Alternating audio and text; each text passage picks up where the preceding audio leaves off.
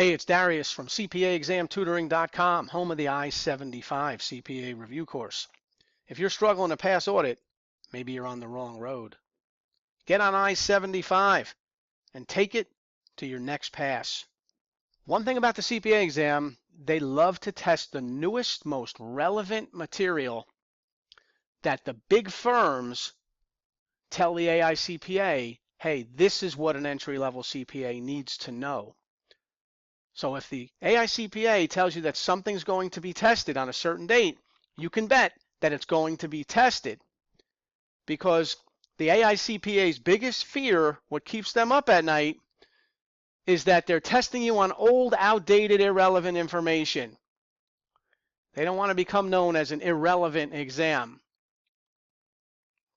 Audit data analytics. AICPA claims it's eligible for testing starting July 2019. So the AICPA has issued a guideline for audit data analytics, not because the use of audit data analytics is required. It's not. An auditor is not required to use data analytics. But according to the AICPA, data analytics refers to the art and science of discovering and analyzing patterns, identifying anomalies, and extracting other useful information in data related to the subject matter of an audit through things like analysis, modeling, or visualization for the purpose of planning or performing an audit. So if audit data analytics aren't required in an audit, what kind of questions are they going to ask about? Well, probably about best practices with regard to audit data analytics, because that's what the AICPA guide to audit data analytics was really all about. There's 4 purposes of audit data analytics according to the AICPA: risk assessment, test controls, substantive procedures, and evaluating conclusions. So you could use audit data analytics at any of these stages of an audit. And the objective must be clearly defined. So if you're going to use audit data analytics, you've got to know, are you trying to use them to detect risk? Or are you using them specifically to test a control? Or are we using audit data analytics while searching for material misstatement? So they're going to start testing this in July of 2019, and when they do, they'll first be pre-tested, and then slowly they'll actually count on the scores, probably by either the end of 2019 or 2020. And this is the kind of questions that you're going to expect. So they're going to start testing this as soon as July of 2019, and the questions that you can expect will be something like this: which of the following is correct with regard to audit data analytics used as a risk assessment procedure? So the questions connecting audit data analytics with risk assessment procedure. Well, let's remember what the purpose of a risk assessment procedure is. Auditors use risk assessment to obtain an understanding of the entity and its environment, and that's what letter C is looking like. And it says that audit data analytics may be used to obtain an understanding of the entity and its environment, and that's looking pretty good, because we know that audit data analytics are not required in an audit in any stage. So letter D is trying to sell us that the auditor is required to use audit data analytics as a risk assessment procedure, and we know that that's simply not true, because you're not required to use audit data analytics. So D is out. C looks very good. A says not identified by the AICPA as a purpose of audit data analytics. Remember the questions connecting audit data analytics with risk assessment procedures. And A is trying to sell you that risk assessment was not identified by the AICPA as a purpose of audit data analytics, and that's simply not the case, because we saw this where 4 purposes of audit data analytics would include risk assessment as one of the purposes. So A is out. B says audit data analytics are not permitted as a risk assessment procedure, and that's not the case. So the answer is C. Data analytics used as a risk assessment procedure should be concerned with obtaining an understanding of the entity and its environment for purposes of assessing the risk of material misstatement. So we said that the AICPA put out a guide to audit data analytics, and their guide gave a 5-step approach to the use of audit data analytics, and this is probably what they'll test, this 5-step approach. So you'll have to know the steps, what's within each step, and some of the key terms that you're going to see in each step. So step 1 of the 5-step approach to audit data analytics would be to plan the specific audit data analytic with the audit team, describe the objective, and like we said, is the objective a risk assessment objective? Are we trying to obtain the understanding of the environment and its internal control for the purpose of assessing the risk of material misstatement? Or are we going to choose an audit data analytic as more of a substantive purpose, where we're going to focus on detecting material misstatements at the relative assertion level? So in the planning stage of an audit, the use of ADAs should be brainstormed with the audit team as to where to best use audit data analytics and the related audit objectives involved with each audit data analytic used. And that would be in step 1. And you would think it would be early, where you would actually plan the use of audit data analytics. Now in step 2, that's where we have to extract and prepare the data, harvest the data from its source, prepare the data for use in the audit data analytic. The auditor should consider the type of data involved. So we need to know where this data currently is, and we need to know what type of data is involved that we want to extract and prepare for the data analytic.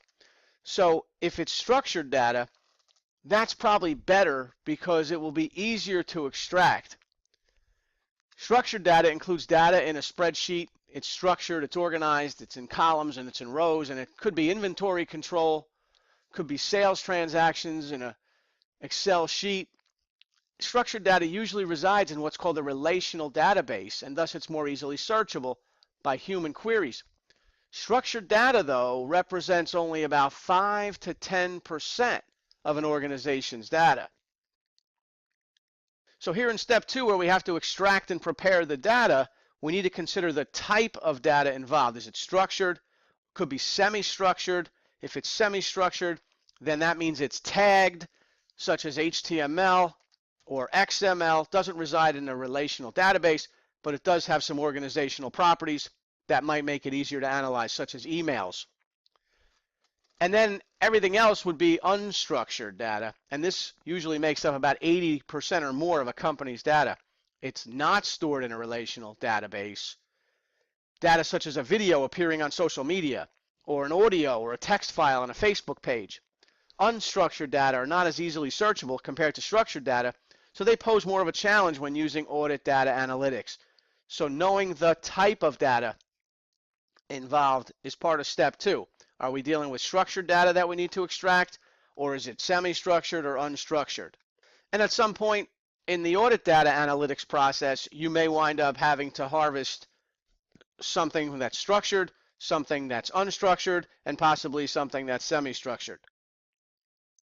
All right, with regard to extraction of data, which of the following types of data are clearly defined and stored in a relational database, making them easily searchable? And the answer would be structured data, letter A. Social media postings, audio, video, and text files are considered unstructured data, letter B. Blank data that is tagged, such as HTML or XML, that doesn't reside in a relational database, but does have some organizational properties, is referred to as semi-structured data, letter C. So with regard to this 5-step AI-CPA guide to data analytics, step 1 was to plan the use of audit data analytics with the engagement team, have a brainstorming session and plan it. Step 2 is where we find ourselves right now, and still in step 2, which is, we're still in the step where we're extracting and preparing the data. This step 2, the auditor should determine the relevant characteristics of the data that they are requesting and the related technology, including the file name, the file type, the file size, when the file was created, when it was last modified, and who had access to the data file. As far as file types go, we might be looking for a DBF file, an XML file, a JPG file, an MP4. This is what we mean by file types. Now, the part of step 2 that I think has the biggest chance of being asked on the audit exam would be this process of accessing and preparing the data for use in the audit data analytic. And that includes what's known as ETL, extract, transform, load. Extract refers to actually pulling the data from its current source. Sometimes the term harvesting is used. The auditor should understand where the data are stored prior to extraction and how the data will be extracted and by whom. So extracting the data is the E in the ETL process. Then the data has to be transformed or cleaned, corrected, because there might be errors. So the process of cleaning or correcting the extracted data so that the data can be used in the audit data analytic. Errors in the data or in the data fields may indicate that controls over the data are not operating effectively. For example, if numbers appear in fields designed for text, that would be an error. And that would show inconsistency of the field. If fields are blank, auditors should verify that the blank fields are appropriate and that they should be blank and that they're not just blank as a result of missing data, because again, that would result in errors that need to be cleaned up. So the transform, the T in ETL, refers to cleaning or correcting the errors so that the data can be used in the audit data analytic. Then once you have the clean data, then there's the L, the load, the process of uploading the corrected data in the software that will be used to perform the ADA. Sometimes that's referred to as the target system. Uploading the corrected data into the target system that will be used to perform the audit data analytic. So this is where I expect the early questions to focus on, this ETL process.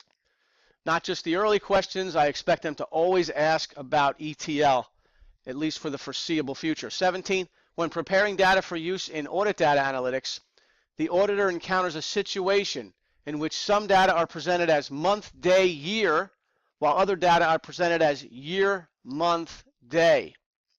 This inconsistency in data fields would need to be corrected as part of the process known as, and that would be transform, letter B. When preparing data for use in audit data analytics, correcting and cleaning up the data would be the T in ETL, transform.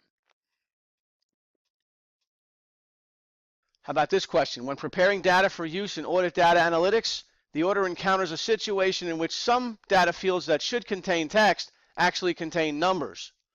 This inconsistency in data fields would need to be corrected as part of the process known as transform, right? That's the T in ETL. Extract first, pull the data, then transform, clean up the errors, and that's letter A. How about this? According to the AI-CPA, accountants need to be trained in the ETL process in order to add value to clients in the area of data analytics. The ETL process stands for what? It stands for extract, transform, load, letter D. All right, with regard to data analytics in the ETL process, data harvesting would take place in which of the following steps? That would be extract, letter A. Data harvesting is another term for data extraction and would take place in the first step of ETL. With regard to data analytics in the ETL process, the L would represent which of the following? The L is load. So uploading clean data onto the target system, letter B would be the answer. So if you're just going to make sure you know something about audit data analytics, make sure you know the ETL process. If you don't know anything else going into the audit exam on audit data analytics, make sure you know the ETL process. All right, that was step 2, right? Now we're on to step 3. In step 3, the auditor needs to consider the relevance and reliability of the data used. Now remember, step 1 was plan the audit data analytic with the engagement team. Step 2 was get ready to extract the data and transform it and load it. Step 3, consider the relevance and reliability of the data used. To be relevant and reliable, the data should have all 6 of the following attributes. The data should be accurate, which means it's free from significant errors. How could it be accurate if it was full of errors? Complete. Data should be complete, which means all the data that should be included is included, and there's no material omissions of data. And now if we put accurate and complete together, we have integrity, because data that is accurate and complete has integrity. And you wouldn't have integrity without accuracy and completeness. So these are the terms that they could throw around. If they tell you that the data was encrypted, then what would that have to do with integrity? Well, encrypted data would be considered of higher integrity because it's more likely to be accurate and it's more likely to be complete if it were encrypted. Then we get down to some other terms like consistent. Consistent refers to the fact that the data fields are well defined and managed. For example, if a numeric field has all numbers in it, that's consistent. But if a numeric field has numbers and text, that would be inconsistent if it was supposed to be just a numeric field. Freshness refers to the data file containing the most up-to-date changes. Timeliness refers to the data being available when needed. And then there's clarity and relatedness, which the data fields are related to the audit objectives of interest, and the auditor must make sure that the data has clarity and relatedness, because it wouldn't do you any good to have found out that you extracted data that really wasn't related to the audit objective of interest. All right, in audit data analytics, the auditor is concerned with reliability of data and considers whether the data is free from significant errors. This primarily refers to which of the following data attributes? Free from error, that has to be accuracy, letter D. How about this one? In audit data analytics, the auditor is concerned with reliability of data and considers whether any numeric fields contain text. Determining whether the data fields are well defined and managed primarily refers to which of the following data attributes? Consistency, right? Because we said if numeric fields contain text, that would be inconsistent. Letter B. Let's try this one. In audit data analytics, the auditor performs a sequence check to determine whether there are any gaps in the data which would indicate omissions. This primarily refers to which of the following data attributes, and that would have to be completeness, because if there were any omissions, then the data would not be complete. Now this would also refer to accuracy, but accuracy wasn't one of the choices. So completeness would be the answer. How about this one? In audit data analytics, the auditor ensures that the data fields pertain to the audit objectives of interest. This primarily refers to which of the following data attributes, and that would be clarity and relatedness, letter D. When performing audit data analytics, the auditor determines whether the files were encrypted during its transmission to the auditor. This primarily refers to which of the following data attributes. Now there's 2 of them in here. A says completeness and accuracy. Yeah, that seems pretty good. B says clarity and accuracy. Well, accuracy maybe. C says timeliness and clarity. No. D, consistency and timeliness. What does encryption directly point to when it comes to data? And the answer is integrity. And what does it take for data to have integrity? It's got to be complete and accurate. So I'm like an A here. Encrypted files give the auditor some assurance that the files were not tampered with or changed during transmission to the auditor. All right, a key term in audit data analytics is data integrity. Data is thought to have integrity if data is A, up to date as of year end. That could be up to date, but it might not be complete and accurate. Complete and accurate would be integrity, and that's letter C. So in step 4, the auditor performs the audit data analytic, and the auditor would identify and address any, quote, notable items. The AICPA refers to a notable item as an item that represents something in the population that the auditor determines that the risk of material misstatement is suddenly higher than previously assessed. Now, while it's up to auditor professional judgment as to what a notable item is, the AICPA does provide guidance as to whether there are many notable items, what do you do, versus whether there's only a few little or any notable items, what do you do next? So in step 4, if you find that there are many notable items, the auditor should use a grouping or filtering process to identify the attributes of interest common to those groups, and then should perform appropriate audit procedures to address the risk of material misstatement associated with the various groups. So that's what you do if there's many notable items. Use a grouping or filtering process to identify the attributes of interest common to those groups, and then perform appropriate audit procedures. But if there's only a small number of notable items, then the auditor can use a manual risk assessment, and any further audit procedures should be made responsive to the risks of material misstatement. So that's really the AICPA guidance in step 4. Are there a lot of notable items? You go this way. If there's only a few notable items, you go that way. In forming an overall conclusion, audit data analytics may cause the auditor to revise the previous risk assessment or procedures as necessary. All right, the AICPA's Guide to Audit Analytics identifies a 5-step approach. Which of the following is in step number 4? Roman numeral 1 says, accessing the data from the client or third party. No, that's extraction of data. That's in step 2. Roman numeral 2, identify and address notable items. Yes, that's in step 4. And probably the only thing they'll test you about in step 4 is the idea of, quote, notable items. Notable items are addressed in step 4. 3, determine the audit objective of the audit data analytic. No, that's way back in step 1. So the answer is 2 only, letter D is in step 4. All right, let's try this question. In step number 4 of the AICPA Guide to Audit Data Analytics, which of the following would the auditor perform if determining a large number of notable items? So we found a large number of notable items. What do we do? A, determine whether the files were encrypted when transmitted to the auditor. No, we already determined that in step 3. B, brainstorm the use of audit data analytics with the engagement team. We did that in step 1. C, use a grouping or filtering process to identify the attributes of interest common to those groups before performing appropriate audit procedures. Yeah, I like the sound of that. C.